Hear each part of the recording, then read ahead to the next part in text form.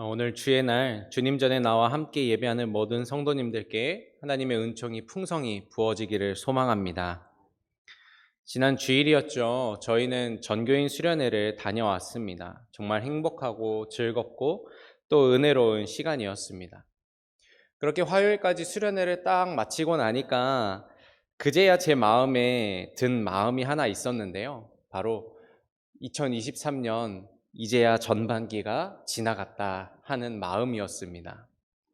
참 재밌죠. 지금이 8월 중순을 넘어서 이제 오늘부터 하순이 시작이 되는데 이제서야 전반기가 좀 끝난 것 같은 마음이 들었습니다.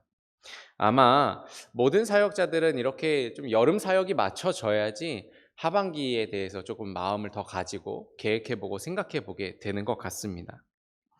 금년 하반기를 생각하고 계획하면서 특별히 하나님이 하반기에는 어떤 말씀을 좀 함께 나누길 원하실까 묵상해 보게 되었습니다. 그리고 올해의 주제를 다시금 떠올리게 되었는데요.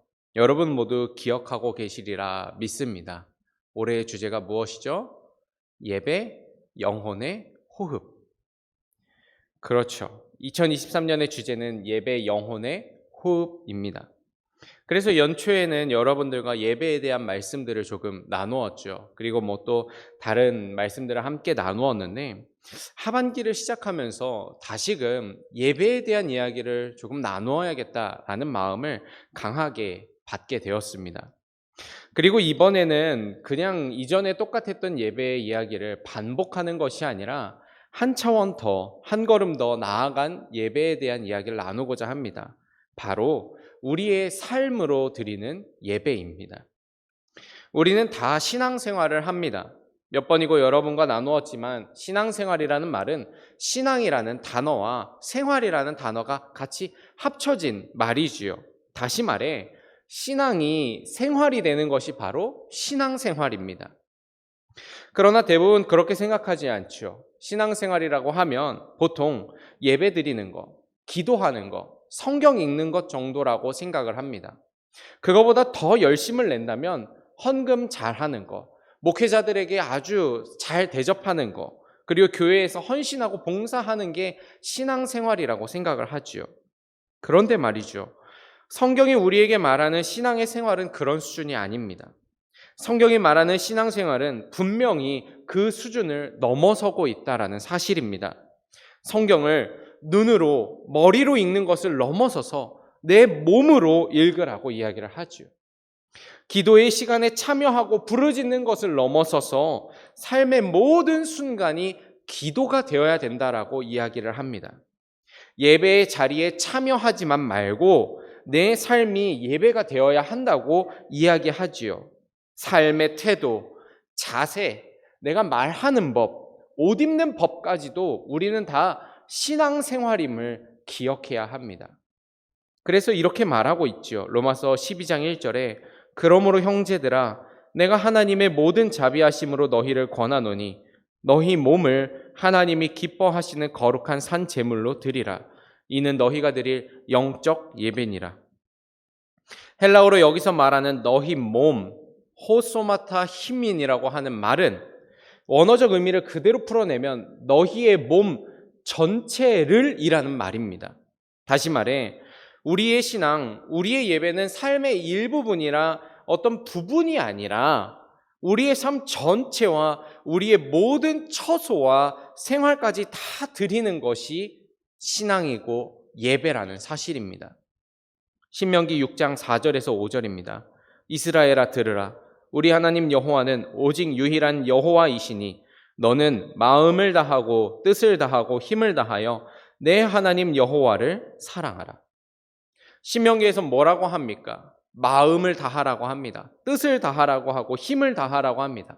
앞에 있는 거는 바뀌고 있습니다. 마음에서 힘으로 뜻으로 계속 바뀌어지죠. 그러나 바뀌지 않는 것, 하나님을 사랑하는 것에서 가장 강조하고 있는 것은 무엇인가? 다하는 것입니다. 그렇죠. 신앙은요, 온전한 것입니다. 완전히 드리는 것입니다. 부분이나 어느 정도나 좋은 수준까지 드리는 게 아니라 모든 것을 다 드리는 것이 예배이고 신앙이라는 사실입니다. 그래서 우리의 예배는 주일에 이곳에서만 드리는 것이 아니죠. 여기에서 예배는요, 시작하는 겁니다. 축도를 받으면 예배 끝났다, 집에 가야지, 이게 아니라 우리의 예배는 축도로부터 시작하는 겁니다.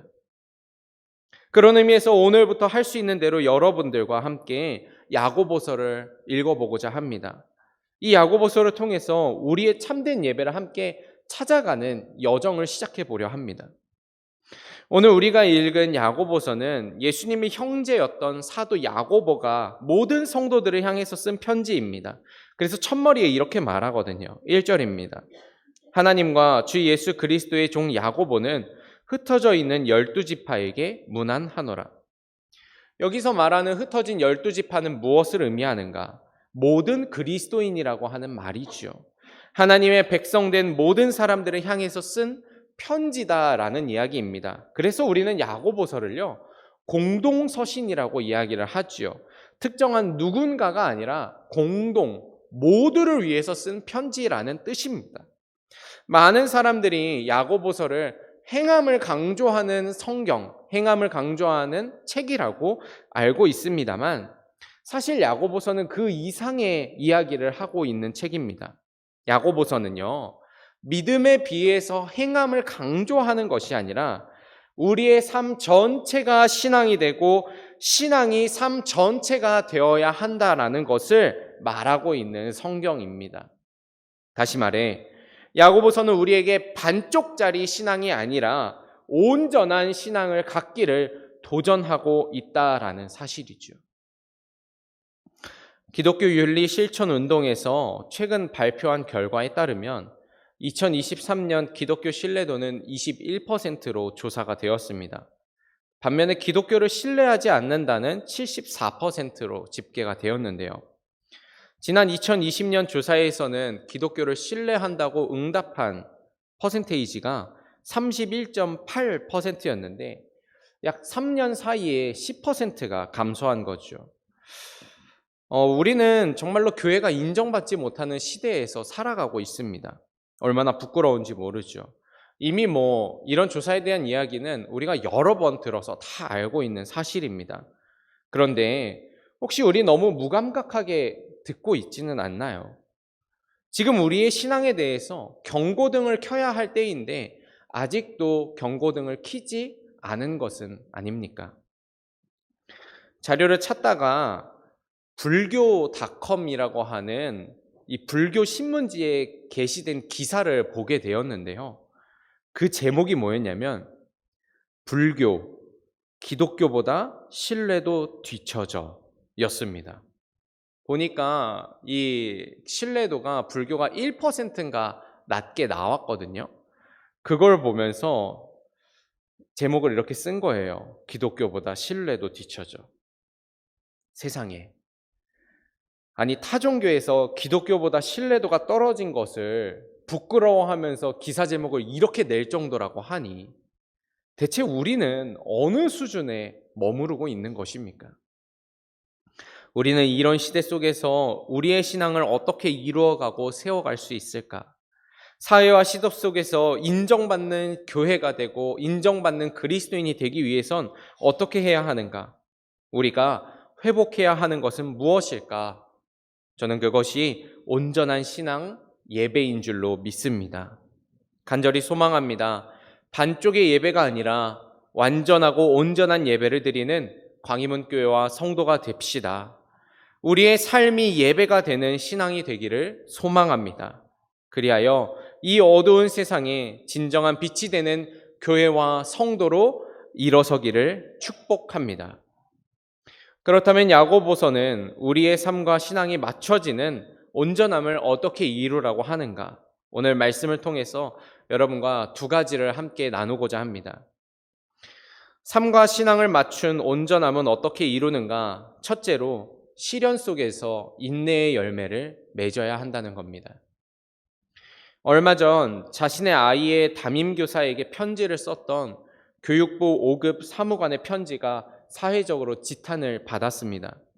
그 편지에는 내 아이는 왕의 DNA를 가졌으니 제지하지도 말고 잘못을 지적하지도 말고 무조건적인 편을 들어주어야 한다라고 하는 불합리하게 느껴질 정도의 이야기가 담겨 있었습니다. 그 사무관이요, 이런 태도로 인해서 그 자기 아이의 담임교사를 2번이나 바꿨던 이력이 이제 드러나기도 했는데요. 미국에서는 이런 부모를 두고 잔디깎기 맘이라고 부릅니다. 아이가 걸어가는 길에 아무런 장애물이 없도록 잔디마저도 다 깎아주는 부모다라는 뜻입니다. 그런데 놀라운 사실은 이렇게 앞서서 잔디까지 다 깎아주고 왕의 자질을 가진 아이처럼 대해주면 이 아이가 행복하게 살아야지 되는데 말이죠. 결코 그렇지 않다는 거죠. 이미 2015년에 기재된 기사에서 미국의 명문대생의 자살률이 급격하게 증가되고 있다는 보고와 함께 그 원인으로 이 잔디깎기 맘에 대해서 찝고 있었습니다. 우리나라는 다른가요? 오늘날 20대, 30대의 정신질환자의 수는 급증하고 자살률 또한 말하지 않아도 급증하고 있다는 걸 우리는 알고 있죠. 저는 그 원인 중에 하나가 잔디깎기 맘과 같은 태도에 있다고 생각을 합니다. 아이가 마땅히 경험해야 될 어려움과 불편함, 고통을 겪어보지 못하고 성장을 한 거지요. 그래서 그 아이는 어른이 되었지만 아무것도 할 수가 없다라는 사실입니다. 불편함을 견디질 못하죠. 어려움을 감내하지 못하게 되죠. 이것이 나중에 가서 결국에는 문제를 드러내고 있다라는 사실입니다.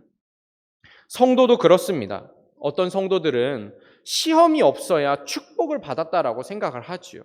시련이 없어야 하나님을 잘 믿는 사람이라고 여깁니다. 그런데 결코 그렇지 않다라는 사실이죠. 성경에 나오는 믿음의 사람 중에 대부분은 광야를 거친 사람들이었습니다. 요셉은 형들에게 팔려가 종살이, 감옥살이를 했습니다. 모세는 광야에서 40년을 지냈습니다. 다윗은 광야에서 10년을 사울을 피해 살았고, 세례 요한은요, 등장부터 광야에서 등장하고 있습니다. 심지어 예수님도 광야에서 40일 동안 금식하시며 마귀의 시험을 다 이기셨고, 사도 빌립은 성령에 이끌리어 광야로 내몰렸었으며, 바울은 말할 것도 없는 태형과 감옥살이와 파선하는 일들을 겪었던 사람이었습니다. 무엇을 말하고 있습니까? 시험과 시련은 우리의 삶과 같이 간다라는 겁니다. 그런데 기억해야 할 것은 하나님은 그 시험과 시련을 고통의 시간, 의미 없는 시간이 아니라 의미 있고 가치 있는 시간으로 바꾸어 가신다라는 사실이죠. 그래서 성도는 시험과 시련을 통해 믿음이 쭉 성장하게 됩니다. 시험과 시련을 통해서 믿음의 삶을 살지 못했던 이가 온전한 믿음의 삶을 살아가게 되는 거죠. 맞춰지지 않았던 삶과 신앙이 시험과 시련을 통해서 점점 맞춰지게 되는 것을 우리는 보게 됩니다. 야고보서도 그렇게 이야기하거든요. 2절에서 4절입니다. 내 형제들아, 너희가 여러 가지 시험을 당하거든 온전히 기쁘게 여기라. 이는 너희 믿음의 시련이 인내를 만들어내는 줄 너희가 알미라. 인내를 온전히 이루라. 이는 너희로 온전하고 구비하여 조금도 부족함이 없게 하려 함이라. 사도 야고보가 무엇라 말하고 있습니까? 시험을 당하면 기쁘게 여기라고 말합니다. 잘 보십시오. 시험 중에 기쁨을 느끼라고 말하지 않습니다. 시험 중에 행복을 느끼라고 말하지 않습니다. 기쁘게 여기라. 기쁘게 생각하라는 겁니다. 기쁜 것으로 추측하라는 겁니다. 원어의 의미를 더 살리면 마음과 생각을 기쁨의 자리로 이끌고 가라는 뜻입니다. 왜 그러는가? 이 믿음의 시련이 인내를 만들어내고 이 인내가 온전한 신앙을 만들기 때문이다라는 사실이죠. 온전하고 완전한 신앙의 길을 향한 길은 인내의 열매를 거두며 걸어가는 길인 것입니다. 사도 바울도 그와 같은 이야기를 하죠. 로마서 5장 3절에서 4절 세 번역입니다. 우리는 환난을 자랑합니다. 우리가 알기로 환난은 인내력을 낳고 인내력은 단련된 인격을 낳고 단련된 인격은 희망을 낳는 줄을 알고 있기 때문입니다. 성도 여러분, 우리는 이 말씀을 통해서 하나님의 마음을 깨달아야 합니다. 하나님은요, 우리가 그저 평안하고 행복하게 사는 것 이상을 원하시는 분입니다. 그것은 시련과 시험, 불편함이 있더라도 그것을 이겨내고 기쁨으로 주님께 나아가는 삶이죠. 시련 속에서 인내의 열매를 맺어가고 그 과정에서 삶과 신앙이 일치하는 성도가 되는 것입니다. 그러니 여러분, 혹시 시련과 시험 중에 있으십니까? 삶의 고민이 끊어지지 않으십니까? 오늘 기쁘게 여기십시오. 하나님은 우리로 하여금 인내의 열매를 맺게 하시어서 온전하고 완전한 신앙, 삶과 신앙이 하나가 되어 하나님께 기쁨이 되고 이 땅에 빛이 되는 길로 인도하십니다. 그 하나님의 마음을 깨닫고 기쁨과 찬양으로 매일을 걸어가는 저와 여러분 되시기를 소망합니다. 두 번째로 삶과 신앙을 맞추는 온전한 신앙을 가지려면 기도로 지혜를 구해야 합니다. 인내에 대해서 이야기한 사도 야고보는 이어서 기도로 지혜를 구하라고 말하거든요. 5절입니다. 너희 중에 누구든지 지혜가 부족하거든 모든 사람에게 후히 주시고 꾸짖지 아니하시는 하나님께 구하라. 그리하면 주시리라. 야고보는 지혜가 부족하면 구하라고 말합니다. 부족하면 구하는 것, 굉장히 중요한 것이죠. 최근 젊은 세대에서 가장 유행하는 것은 쇼츠입니다. 또는 틱톡이라고 하는 영상인데요. 몇 년 전만 해도 유튜브가 굉장히 활성화가 되었습니다. 그래서 지금의 대부분의 교회의 목사님들은 설교를 유튜브를 통해서 이제 볼 수가 있죠. 그런데 이 유튜브 영상이 대부분 길거든요. 또 이 내용이 워낙 방대하다 보니까 불편해하는 사람들도 있었습니다. 젊은 사람들 중에서는 조금 더 간편하고 아주 짧고 인상 깊은 영상을 원하는 사람들이 있었고, 그로 인해 생겨난 것이 바로 쇼츠 또는 틱톡 영상입니다. 이 쇼츠는요, 보통 30초에서 1분 내외의 아주 짧은 영상인데, 대부분 교회에서는 이걸 어떻게 활용하냐면 전체 설교 중에서 가장 인상 깊고 임팩트 있는 부분 1분을 그냥 딱 잘라서 이제 쇼츠로 만들고는 하죠. 이런 쇼츠 중에서 젊은 크리스찬들에게 인기 있는 영상은 대담 형식의 쇼츠입니다. 청년들이 살면서 성도들이 신앙생활하면서 궁금한 부분에 대해서 질문을 던지는 거죠. 목사님, 이런 건 어떻게 해야 됩니까? 이런 건 무엇인가요? 무슨 뜻인가요? 어떻게 해야 될까요? 라고 하는 질문을 던집니다. 그러면 목사가 그에 대한 답을 이렇게 그건 말이지 라고 하면서 30초에서 1분 사이에 아주 짧게 편안하게 대답해 주는 거죠. 이런 쇼츠를 여러분들에게 소개하는 것은 오늘날 이런 부분에 대한 갈증이 있다라는 이야기를 하고자 함인데요. 오늘날 청년 그리스도인들은 어떻게 신앙을 지켜가고 어떻게 살아야 하는지에 대해서 궁금증이 참 많습니다. 그런데 어디 청년만 그런가요? 사실 모든 그리스도인들이 어떻게 삶과 신앙이 일치된 삶을 살 수 있을까 궁금한 일들이 참 많이 있죠. 인생의 상황은 너무도 복잡하고 얽힌 것들이 많아서 그저 쉽게 답할 수가 없습니다. 성경도 그렇죠. 성경이 물론 진리와 삶의 원리를 담고 있지만 사실 2023년을 살아가는 우리를 위한 모든 정확하고 명확한 답을 다 담고 있지는 못하기도 하거든요. 지금 우리에게는요, 그렇기 때문에 지혜가 필요하죠. 어떻게 살아야 하고 어떻게 믿어야 하는지에 대한 지혜가 필요합니다. 이런 질문에 대해서 사도 야고보는 어설프게 답하지 않습니다. 오히려 아주 진중하게 답을 알려주는데 그 답은 무엇이냐? 모르겠으면 하나님께 물어봐라. 이게 바로 야고보의 답입니다. 여러분, 우리는 어떻게 삶과 신앙이 맞춰가고 하나가 된 성도가 될 수 있을까? 내 삶에서 일어나는 이 복잡하고 어려운 상황과 관계 속에서 어떻게 하나님의 백성으로 살아갈 수 있을까? 저도 잘 모르겠습니다. 때때로 저에게 오셔가지고 이런 거 있는데, 이런 상황이 있는데 어떻게 합니까? 라고 물으시기도 하시는데, 솔직히 말씀드리면 잘 모르겠습니다. 모를 때가 너무 많습니다. 그래서 그냥 제가 해드릴 수 있는 거는 그 마음을 들어드리는 것 정도밖에는 할 수가 없을 때가 많습니다.